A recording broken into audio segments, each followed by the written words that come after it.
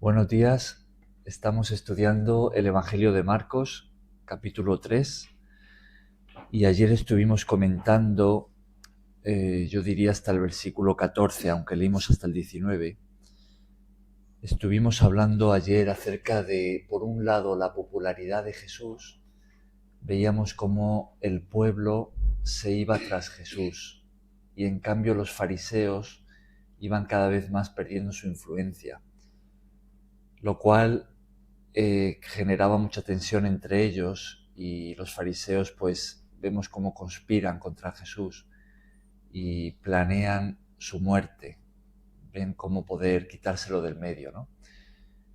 Entonces veíamos sobre esto la importancia de la voz que corría. La gente iba hablando de Jesús.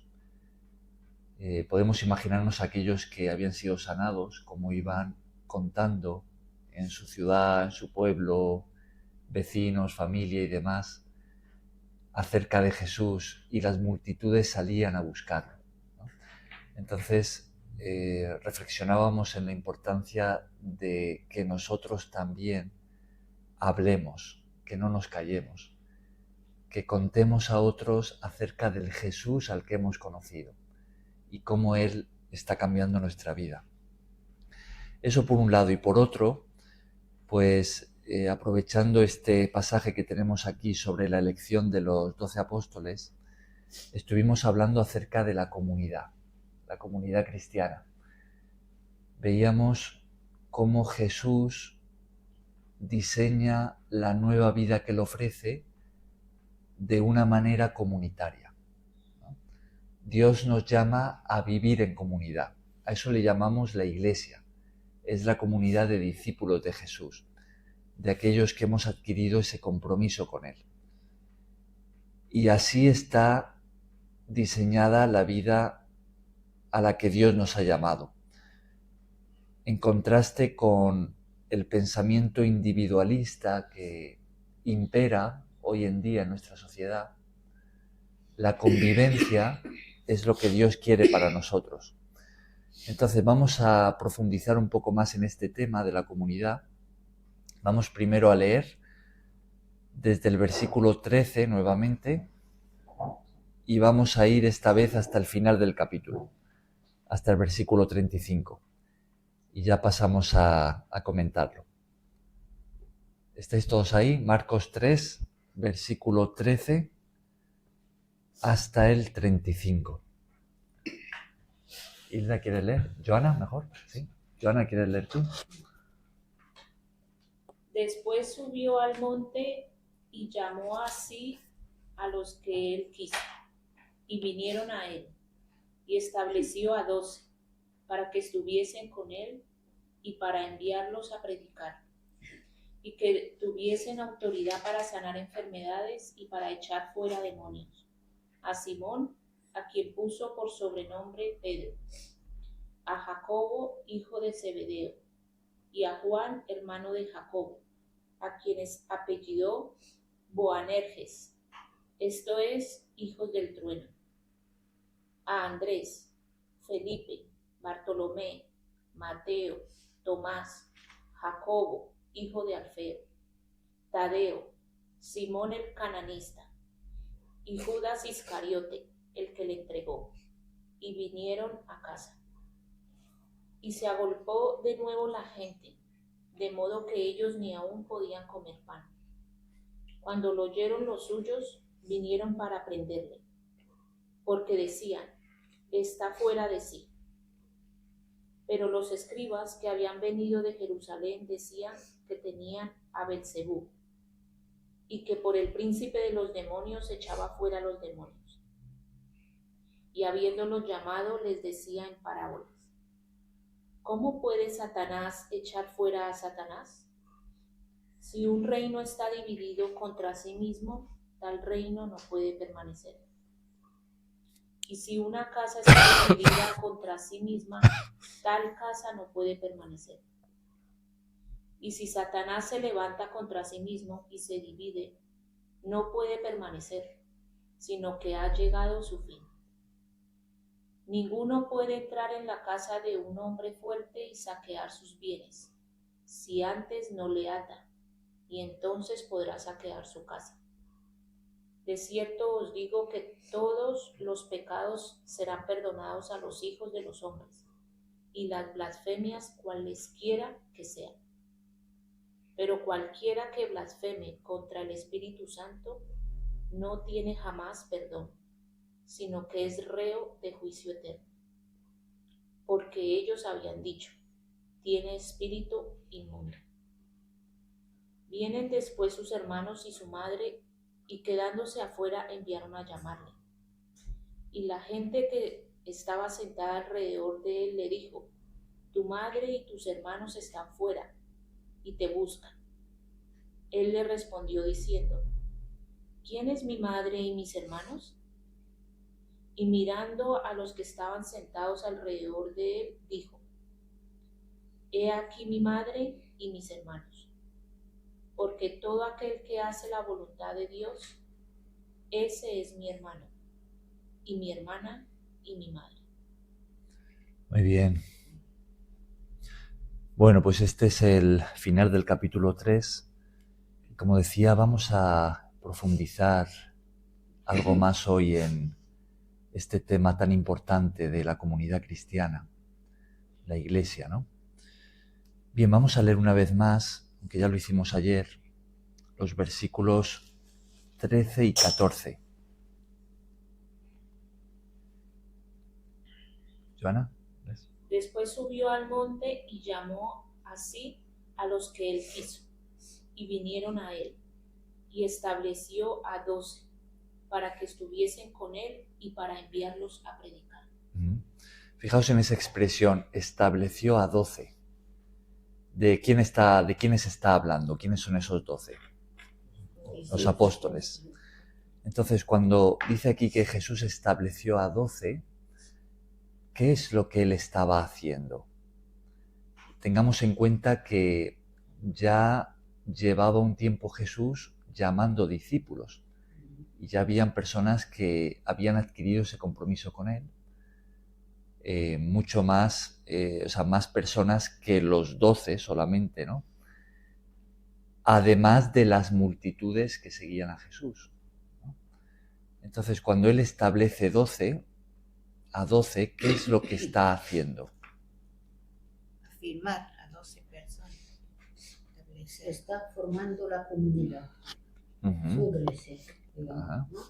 Está formando la comunidad, pero establecer a 12 va más allá. Lo que está haciendo Jesús es establecer el liderazgo de la comunidad. Está poniendo a personas a las que les está encargando una mayor responsabilidad. Podríamos decir, está estableciendo un equipo pastoral. Son personas que están recibiendo una instrucción más intensiva de parte de Jesús, que van a recibir una mayor autoridad delegada y que van a estar puestos en esa comunidad como lo que podríamos llamar pastores, ¿no? Para guiar, para corregir, para después enseñar lo que estaban aprendiendo de Jesús y para dirigir esa comunidad según el diseño que Jesús les estaba transmitiendo, ¿no? Entonces eso es lo que está haciendo, estableciendo un liderazgo.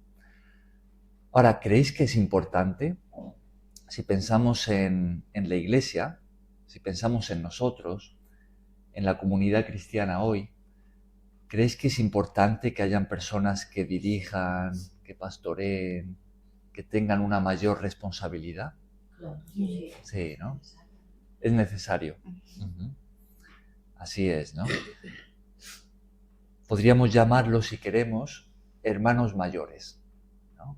Que llevan más tiempo con el Señor y que han podido crecer y pueden asumir esa mayor responsabilidad, ¿no? Entonces, ejercen una función pastoral, ¿no? Bien, entonces eso es lo que hace aquí Jesús. Ahora, el hecho de que sean 12, ese número, ¿Creéis que es relevante? ¿No? Sí, ¿Sí? yo creería que sí. ¿Por qué? Es relevante por el Antiguo Testamento, cuando fue creada las 12 tribus de Judá, De Israel. de Ajá. Israel.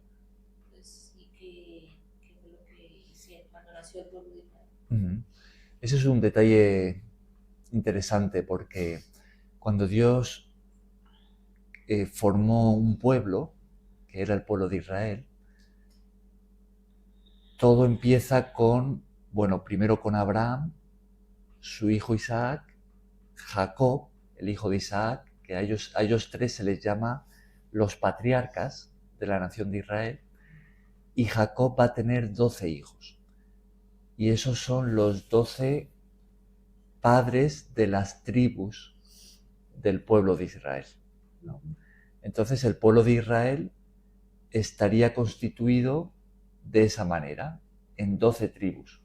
De hecho, cuando se reparte la tierra de Canaán, se reparte en 12 partes, ¿no? Para cada una de las tribus. Entonces, al Jesús llamar a 12, es también como una forma de, si queremos, decir que Él está formando un nuevo pueblo. Dios estaba formando un nuevo pueblo en la tierra. Ya no es la nación física de Israel que sale de esas 12 tribus, sino que ahora va a ser una nación internacional formada por todos los creyentes que adquieran el compromiso del discipulado con Jesús.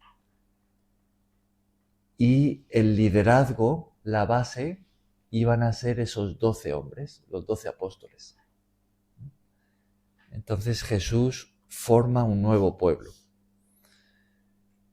Bien, ¿qué nos dice aquí acerca de la función primordial que iban a tener esos 12 apóstoles? Versículos 14 y 15. A predicar, Uh-huh. así que tuvieran autoridad para sanar enfermos. Uh-huh. Dice eso, designó entonces a 12 para que estuvieran con él y para enviarlos a predicar. Y tuvieran el poder de echar fuera demonios. Uh-huh. Vale, dice 4 cosas, ¿no? 4 características, o las 2 últimas casi que las podríamos poner en una sola. Entonces vamos a decir 3. 3 características que vemos en estos versículos de esos 12 apóstoles. Jesús les establece, dice el 14, estableció a 12, y entonces tenemos el para, ¿no? ¿Para qué? ¿Qué es lo primero que encontramos allí? Predicar. No, hay otra cosa antes. Para que estuviesen con Él. Ah, bien. Para que estuviesen con Él. Sí, sí. Esos 12 van a vivir con Jesús todo el tiempo. 24/7, 365 días del año. Y 7 Son- días de la semana. Ajá. En realidad 360, porque el año judío se contaba, tenía 360 días, no 365. Entonces, esos 12 apóstoles, o sea, si bien las multitudes seguían a Jesús, no estaban todo el tiempo con Jesús. Ajá. También habían otros discípulos que también estaban con Jesús, pero no siempre.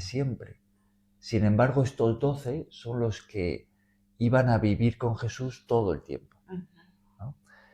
Entonces, de esa manera podían recibir una instrucción más intensiva. Es como que continuamente iban a estar aprendiendo de Jesús.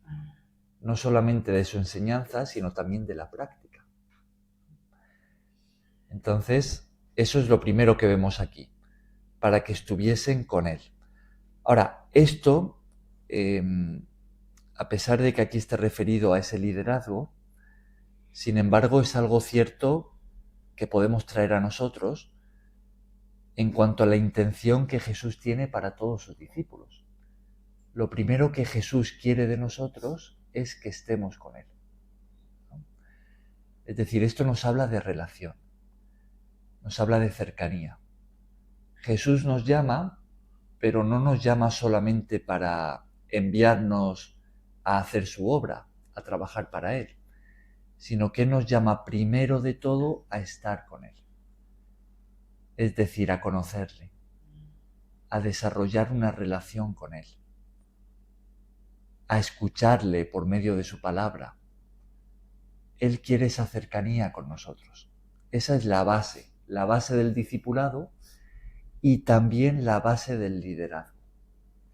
Una persona que tenga esa responsabilidad mayor, que ya sea que esté pastoreando en la comunidad cristiana o realizando algún otro tipo de función que requiere, como decíamos, esa mayor implicación, esa mayor responsabilidad, pues necesita todavía más pasar ese tiempo con Jesús. Porque la función que tiene, el trabajo que va a realizar, debe hacerlo de tal forma que represente bien a Jesús. Lo conozcan bien. Claro. Y para representarle bien, uno tiene que estar con Él. Tiene que pasar tiempo con su palabra, pasar tiempo en oración, conocer bien a Jesús. Porque es a través de esa relación que somos cambiados. A través de esa relación, aquellos que pasan más tiempo con Jesús, uno puede verlo, ¿por qué? Porque se van pareciendo más a Él. Una persona que camina con Cristo, que es cristiano hace muchos años, que ha adquirido ese compromiso con Él, y uno ve que se parece a Él, dice, mira cuánto se parece esta persona a Jesús, puedo ver a Cristo en ella. Uno puede saber que esa persona pasa tiempo con Él, porque esa relación es la que nos cambia. Ahora, un cristiano que lleva muchos años, pero es difícil identificar a Cristo dentro de esa persona, que tiene un mal carácter, que le cuesta amar a otros, que no es humilde, que no es paciente, es dudoso el que esa persona esté pasando realmente tiempo con Él. Entonces, esa cercanía a Jesús nos cambia. Es su intención para todos los discípulos, pero más aún para aquellos que están en esa posición de autoridad, ¿no? Bien, entonces esa es la primera característica. La segunda, ¿cuál es? Cuando dice que establece a 12. Para enviarlos a predicar. Para enviarlos a predicar. Fíjate, enviarlos, ¿no? Entonces Jesús, cuando Él llama, es para poner a sus discípulos a trabajar, ¿no? Hay un trabajo que Dios está haciendo en la tierra y a todos los que Él llama, a sus discípulos, Él los va a involucrar en su obra. Y a los 12 vemos que Jesús les va a dar un encargo muy específico de predicar. Ahora, ¿qué es predicar? Hablar de Jesús, hablar de Dios. Uh-huh. Ajá. Las relaciones de una persona con Dios. Uh-huh. Muy bien. Este verbo se utilizaba en esa época para hablar de lo que hacía el mensajero que un rey enviaba, por ejemplo, a una ciudad, para transmitir, vamos a decir, un edicto real, un mensaje de parte del rey. Entonces, el mensajero acudía, recordamos que aquí no hay ni internet, ni televisión, ni nada de eso, acudía a esa ciudad y entonces los que vivían allí pues se reunían porque sabían que había llegado un mensajero de la corte y se reunían para escuchar qué era lo que tenía que decir. Entonces él anunciaba en voz alta en representación del rey.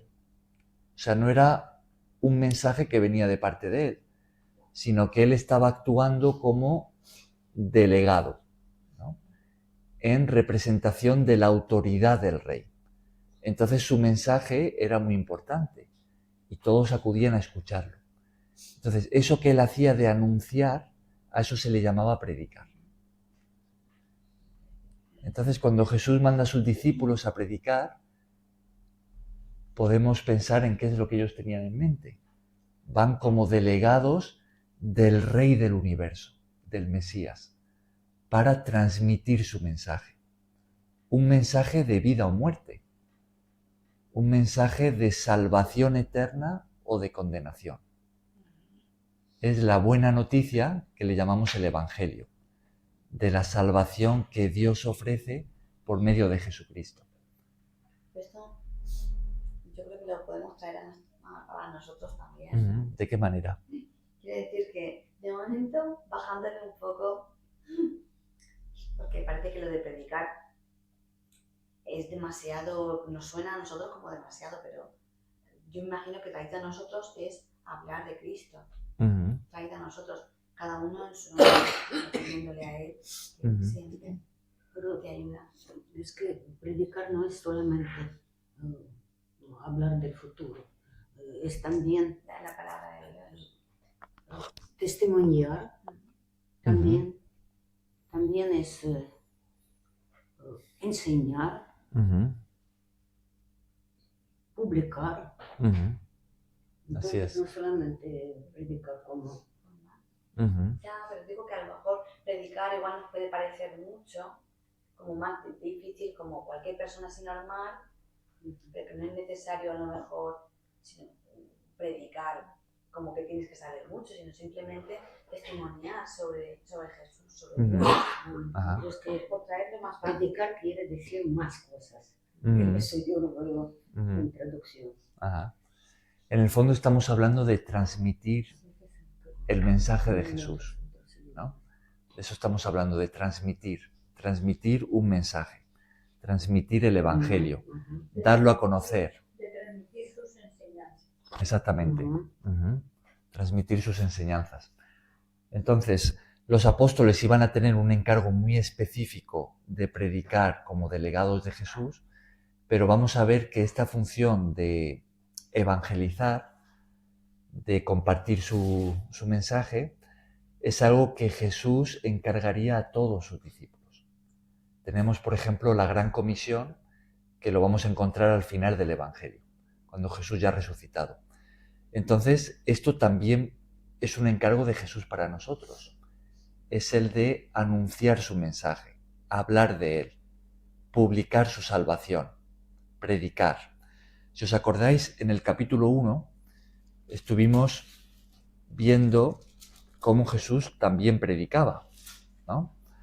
Esto ya lo habíamos comentado en su día. En los versículos 14 y 15 del capítulo 1, ¿qué es lo que nos dice allí de Jesús cuando él comienza su ministerio público? El tiempo se amplió. ¿Quién lo lee? ¿Cari? Él enseñaba sobre el reino de Dios. Ajá. ¿Cari lo lees? Sí. Sobre su padre. El versículo que dice, 14 y 15. el tiempo, ya.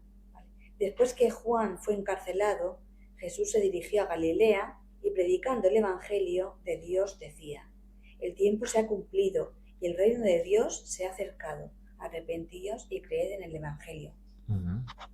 Fijaos, ahí tenemos el verbo, ¿no? El verbo predicar. Dice que Jesús predicaba el Evangelio o la buena noticia del reino de Dios. Y fijaos el enfoque, esto lo comentamos en su día, de la predicación de Jesús. Se centraba en el reino de Dios, o sea, anunciar que el gobierno de Dios había llegado y entonces como tal él iba a llamar a los que quisieran a entrar en ese reino. Y fijaos en el enfoque puesto sobre el arrepentimiento y creer. Decía, arrepentíos y creed en el Evangelio. Es decir, la predicación de Jesús era un llamado a un cambio de vida. Él anunciaba la llegada del reino de Dios y él llamaba a la gente a entrar. ¿Cómo? Arrepintiéndose, es decir, reconociendo que han pecado, estando dispuestos a cambiar, a recibir esa nueva vida y creyendo en Jesús, en su mensaje. Este va a ser el centro de la predicación de Jesús, que también va a ser la de los discípulos. Cuando leemos en el libro de Hechos algunos de los sermones que tenemos de los apóstoles, vemos ese mismo foco puesto sobre el arrepentimiento y la fe en Jesús, ¿no? Así como qué es lo que Él ha hecho para nuestra salvación, hablando de su muerte en la cruz y su resurrección. Bien, entonces tenemos que Jesús los establece y los llama para estar con Él, para enviarlos a predicar. ¿Y cuál es el tercer aspecto de este llamado? Versículo 15. Con autoridad para sanar enfermedades. Y echar fuera demonios. Jesús les da autoridad para hacer lo que Jesús estaba haciendo, para hacer esos milagros, para sanar y para liberar, ¿no? Para echar los demonios. Predicando la palabra de quien acepte la palabra de Dios, pues tiene sanidad, porque deja su estilo de vida y va a tener sanidad, y va a tener, pues para echar demonios también. Ajá. Se puede ver de esa manera, aunque aquí es algo literal, ¿no? O sea, sanar a los enfermos y echar fuera a los demonios, ¿no? Ahora, en el fondo, aunque como digo, esto es algo literal, esto en un sentido más amplio, lo que vemos es que Jesús les está enviando a atender a los necesitados, a aquellos que sufren y que padecen necesidad. Jesús les envía a atenderles. Ahora, esto es algo que, si lo aplicamos a nosotros, pues precisamente es gran parte de nuestra labor en la ONG en la que estamos, ¿no? Jesús nos ha enviado a atender a los necesitados. Lo hacemos principalmente por medio de comida, ropa, incluso a través de las clases, ¿no? También pues escuchando a las personas en su soledad, hablando con ellas, ¿no? Y de algunas otras maneras, ¿no? Como puede ser el caso de algunos enfermos. Pero si nos fijamos, pues en ese sentido más amplio es lo mismo. Jesús, en su trabajo, él lo que hacía era atender la necesidad. Es acudir a aquellos que sufren para ayudarles, ¿no? Y en este caso, pues sanando a los enfermos y echando fuera demonios. Bien, pues ya tenemos una idea entonces de la función que Jesús encarga al liderazgo que él establece, y también hemos visto cómo en un sentido pues también implica o involucra a todos sus discípulos. Entonces llega a nosotros también, ¿no? Nosotros también hemos sido llamados para estar con Jesús, pasar tiempo con Él, aprender de Él, para predicar, para transmitir su mensaje y para atender a los necesitados, incluyendo a los enfermos, ¿no? O a los que necesiten liberación. También somos llamados a orar por ellos, ¿no? Bien, a continuación lo que tenemos son los nombres de los 12. Ya hablamos en su día acerca del cambio de nombre que Jesús les da a algunos de ellos. Decíamos que ser discípulo de Jesús implica un cambio de identidad, y en algunos casos pues lo vemos en ese nuevo nombre que reciben algunas personas, como por ejemplo Simón o Jacobo y Juan, ¿no? Ahora, hay algunos detalles interesantes que podríamos resaltar aquí de este equipo. ¿no? Porque en el fondo lo que tenemos es un equipo, ¿no?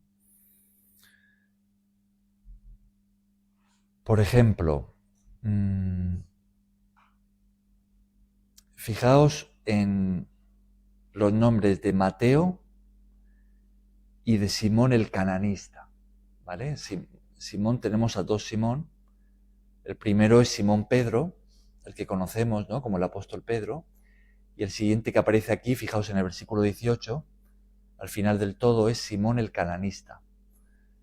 Ahora, de Mateo ya... Cananeo. De Mateo ya hablamos, ¿no? Mateo, ¿a qué se dedicaba antes de seguir a Jesús? Era cobrador de impuestos. Y habíamos dicho que los cobradores de impuestos eran personas ¿de qué? Mal vistas. De mala reputación. ¿Por qué? Porque ellos eran considerados traidores. ¿Por qué eran considerados traidores? Cobraban de más impuestos para poderse agarrar ellos. Porque trabajaban para los contrarios, en el sentido para los que, como los invasores, lo que les habían tomado, ¿qué hacían ahí? Así es. Trabajaban para el imperio opresor, ¿no? Para los romanos. Y encima cobraban de más para hacerse ricos a costa del dinero injustamente cobrado de más de sus compatriotas, ¿no? Como ahora. Bueno, de más, no, las cosas están más controladas. Ajá. Si es de más, Sí, no sé hasta qué punto está más controlado. Controlar lo que... Entonces, Mateo, fijaos que siendo un hombre de tan mala reputación, Jesús no solamente lo llama como discípulo, sino que lo pone en el liderazgo, ¿no? ¿Esto qué nos dice? Nos dice que cualquier persona, por muy mala vida que haya llevado, con Jesús puede cambiar. Si responde al llamado de Jesús, puede llegar a hacer grandes cosas para Dios. Puede incluso estar en el equipo de liderazgo o pastoral que Jesús tiene en su iglesia hoy. Entonces, toda persona que responda al llamado de Jesús va a encontrar un cambio de vida. Y ahí tenemos a Mateo. De hecho, Mateo escribe el evangelio que lleva su nombre, ¿no? De Mateo. Fijaos qué importante lo que él llegó a hacer, ¿no?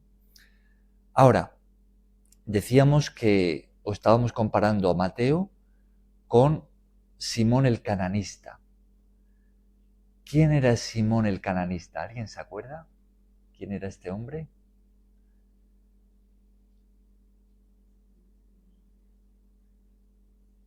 Este hombre... no, Pedro era otro Simón. Era considerado o había formado parte del grupo que se llamaban los celotes. ¿Alguien se acuerda de...? Los celotes era un grupo revolucionario que se oponían al Imperio Romano de una forma violenta. Si queremos hoy en día, podríamos compararlo con la guerrilla. La guerrilla que tienen algunos países como Colombia, ¿no? Es esa oposición violenta al gobierno, ¿no? Esos eran los celotes. Y entonces vemos que en el equipo de liderazgo de Jesús hay un antiguo guerrillero, un antiguo celote, Simón el cananista. ¿Pero qué quiere decir la misma palabra, esa cananista? Pues cananista puede hacer referencia a eso. Puede ser referencia al lugar al que pertenecía. O quizá, sobre todo si vemos traducciones como esta, ¿no? Pues más eso, al lugar de procedencia, ¿no? En algunos comentarios... Eran de la tierra de Canaán, ¿no? De la tierra de Canaán. En algunos comentarios bíblicos que yo estuve mirando sobre el nombre, nos decía que cananista puede entenderse como que hace referencia precisamente a esto de lo que estamos hablando, a que formaba parte de ese grupo celote. Ajá. Sí. Bien, entonces comparemos a Simón el cananista, el ex guerrillero, con Mateo, el antiguo cobrador de impuestos. ¿Creéis que en la vida normal, sin tener en cuenta esto de que ahora formaban parte de la comunidad cristiana, en su antigua vida, ¿creéis que era probable que estos dos hombres hubiesen sido amigos? En un principio no. Todo lo contrario, ¿no? Más bien enemigos, porque Mateo trabajaba para el Imperio Romano y Simón el celote no solamente era contrario, sino que además se oponía con violencia, ¿no? Entonces, más bien, tenían todas las papeletas para ser enemigos. Y ahora Jesús los pone dentro del mismo equipo. ¿Qué nos dice esto acerca de la transformación que Jesús produce en sus discípulos? Y Dios trae la paz. Porque él los toma porque son precisamente testificaciones del cambio que puede hacer Dios en uno. Igualmente cuando Saúl, que era el perseguidor de la iglesia, fue un gran predicador. Y eso son testimonios de la realidad de que Jesús puede cambiar las personas. Cuando uno ve que uno ve una persona que tú la ves amaneciendo en la calle, durmiendo, drogadicto, alcohólico, y de la noche a la mañana tú lo ves, cuando llega al Evangelio, ves ese cambio rotundo que de un momento a otro deja de estar en la calle. Inclusive son grandes predicadores precisamente porque son testimonios de la bondad de Jesucristo. Exactamente. Esto es lo que vemos, que Jesús transforma las vidas de aquellos que responden a su llamado, hasta este punto de poner en paz a los enemigos, ¿no? Dos que habían sido enemigos en su antigua vida, ahora estaban formando equipo. Hubieron también otros apóstoles, pero otros que también y se fueron. ¿Y se fueron? ¿A qué te refieres?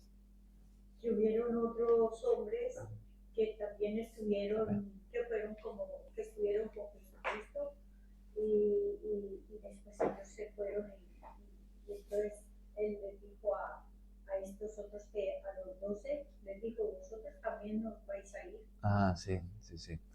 Es un relato que tenemos en Juan 6. Es una ocasión en la que varios de los discípulos de Jesús le abandonan. Sí, así es, sí. Muy bien, entonces tenemos aquí, como decíamos, a estos dos hombres en el mismo equipo. ¿Cómo podemos extraer esto a nosotros para aplicarlo? Acércate más si quieres. Bien, nosotros también formamos equipo, ¿no? Donde Dios nos ha puesto en la ONG, también lo hacemos como discípulos de Jesús, hemos adquirido ese compromiso con Él. Si alguno de los que estáis aquí aún no lo habéis hecho, pues estáis a tiempo de hacerlo. Y formamos equipo. Equipo, servimos a nuestro Señor en el lugar donde nos ha puesto, en la ONG en la que estamos.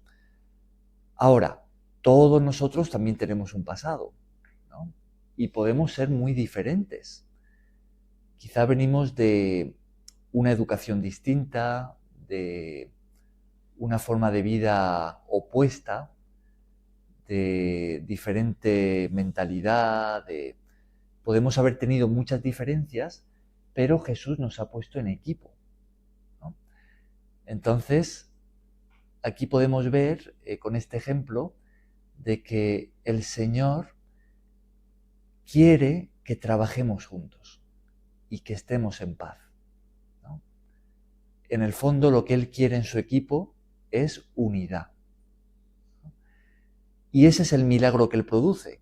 A pesar de que podamos haber sido personas tan diferentes, de que tengamos un carácter distinto y trasfondos diversos, Dios puede hacernos trabajar en equipo. Él es el que nos une. Él es el que pone paz en nosotros. Entonces, esto es algo que podemos aprender de este equipo que Jesús forma, de su comunidad. Bien, ¿os llama la atención algún otro nombre de los que tenemos aquí?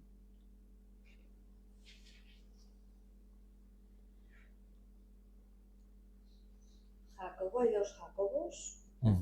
Sí, Judas, que fue el que lo vendió. Judas. Judas Iscariote. Judas Iscariote también está en el equipo. En el equipo hay un traidor, ¿no? ¿Creéis que hoy en día también en la comunidad cristiana hay personas que no están de corazón o que van a abandonar a Jesús, incluso que van a o pueden llegar a traicionar o a hacer el mal a sus hermanos, a sus antiguos hermanos? ¿Creéis que eso también pasa hoy en día en la comunidad cristiana? También. Muchísimo. Y te voy a poner un ejemplo muy peculiar de Venezuela, que es un pastor que se llama Bertucci. Ustedes buscan, Bertucci era un pastor que tenía una congregación muy grande y ahora es un aliado al gobierno. Se casó con un familiar de alguien de allí, es un aliado al gobierno y aferrante a la dictadura, defensor de la dictadura. Un antiguo pastor. Un antiguo, bueno, creo que todavía sigue siendo que pastor, porque ese no lo considero yo de la iglesia.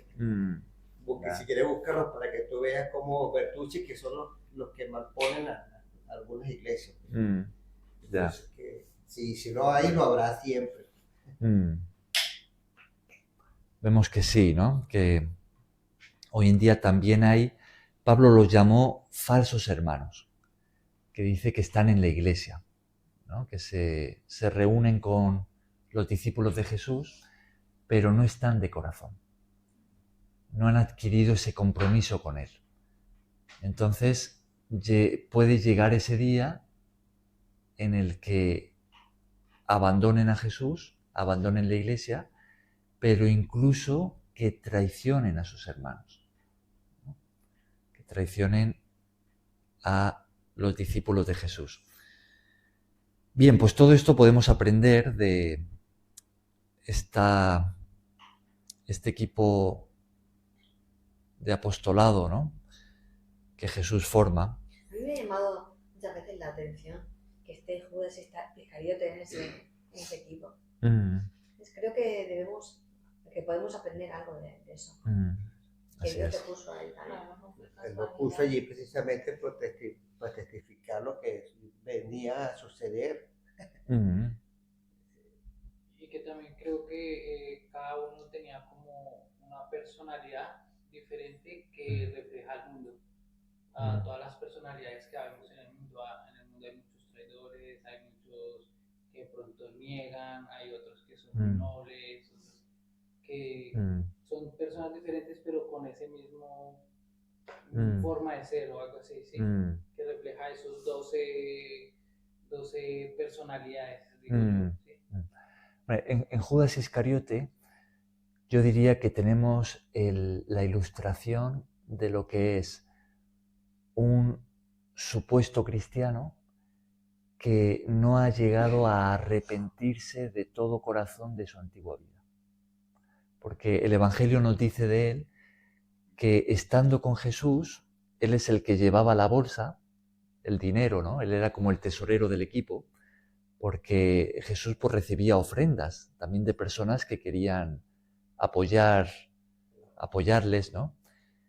Y él es el que lo administraba. Y nos dice el Evangelio que Judas robaba de la bolsa, ¿no? Que él iba sacando para quedárselo él, ¿no? Es decir, tenemos el ejemplo típico de alguien que no se ha arrepentido de su antigua vida a pesar de que parece cristiano, porque camina con Jesús, está en la iglesia, ¿no? pero en el corazón él lo tiene puesto en otras cosas, ¿no? Él está haciendo cosas que sabe que están mal, ¿no? Y no está dispuesto a ese cambio radical, total, al que Jesús nos llama, ¿no? Entonces finalmente se convertiría en el traidor de Jesús. Él acaba de una forma muy triste, ¿no? Él, ¿cómo termina su vida? Se ahorca, él se suicida. Uh-huh.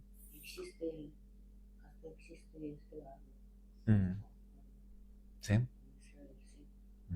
Y si vemos que Pedro dice, pero ¿quién te va a traicionar?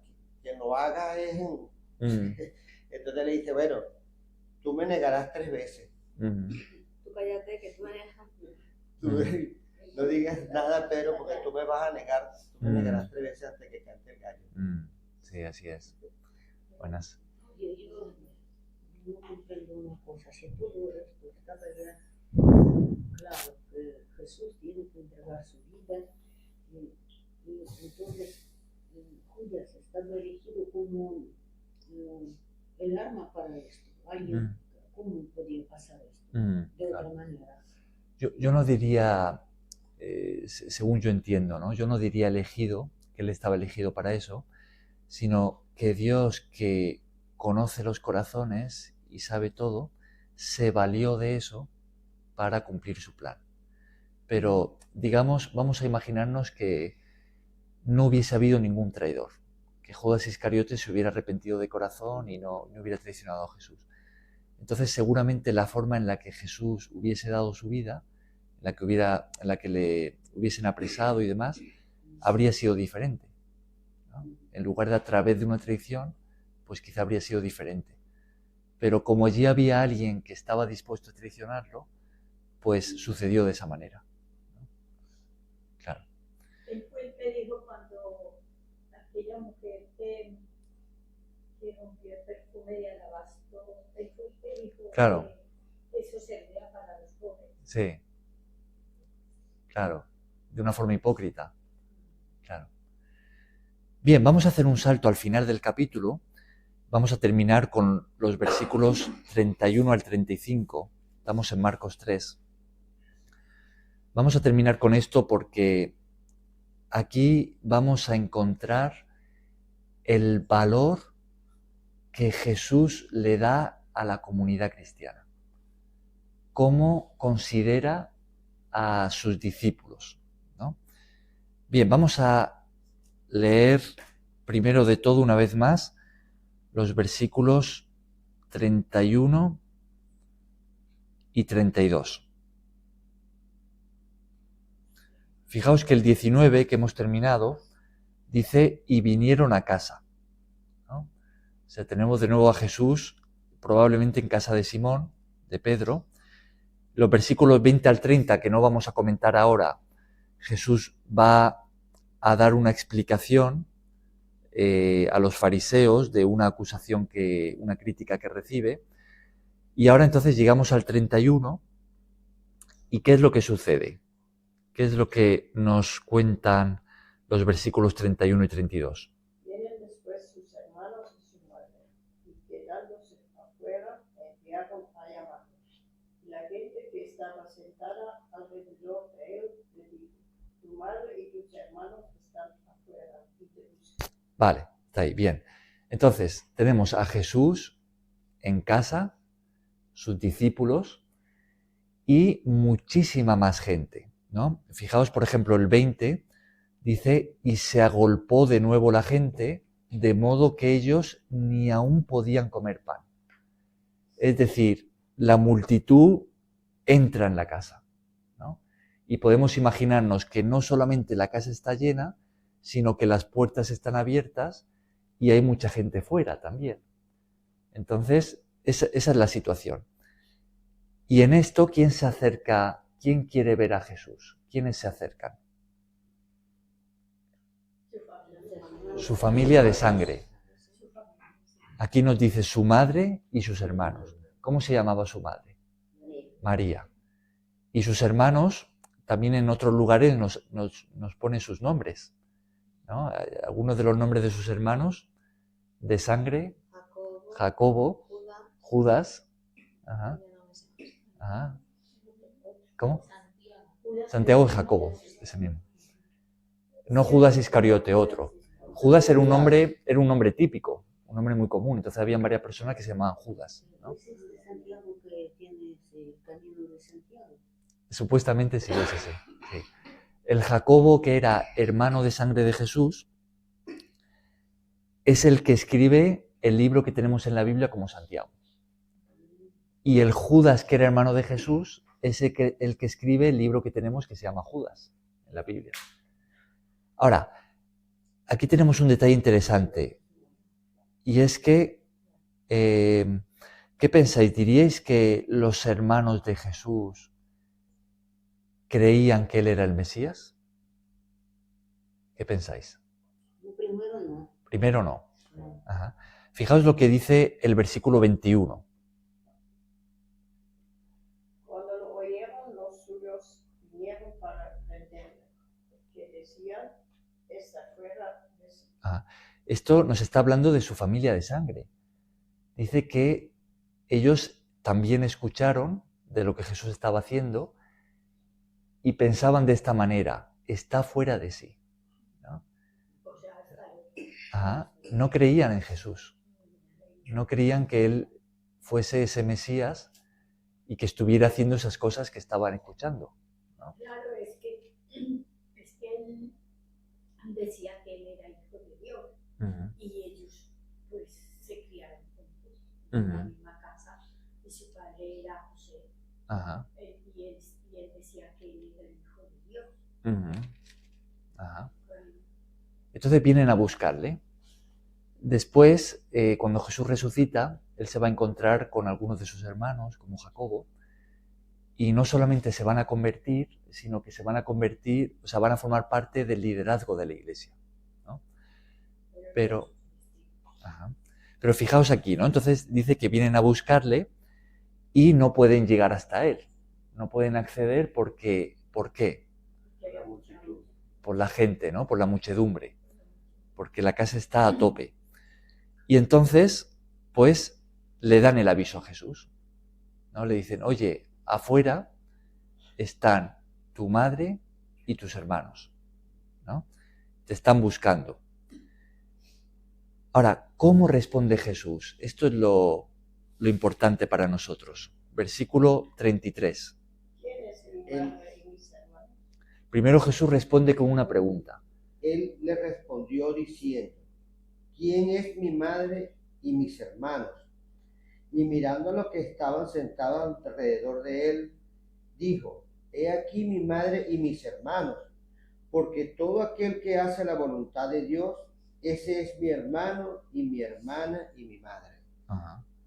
En otro de los textos paralelos, por ejemplo, si nos vamos a Mateo 12, que nos cuenta lo mismo, ahora escrito por Mateo, que Mateo estaba allí presente, ¿no? Fijaos que él añade aquí un detalle que se sobreentiende en Marcos, pero es interesante leerlo. En el versículo...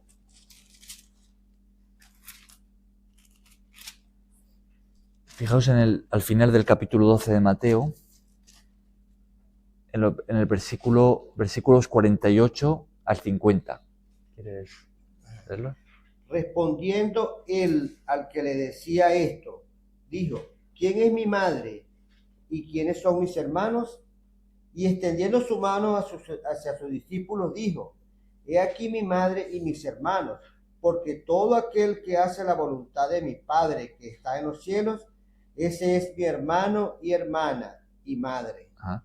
Fijaos en el detalle, ¿no? Aquí dice: y extendiendo su mano hacia sus discípulos. Dijo: aquí están mi madre y mis hermanos. Y entonces añade lo mismo, ¿no? Porque todo aquel que hace la voluntad de mi Padre que está en los cielos, ese es de mi familia. Entonces, ¿cómo veía Jesús a la comunidad de sus discípulos, a la comunidad cristiana, a la iglesia, como su familia?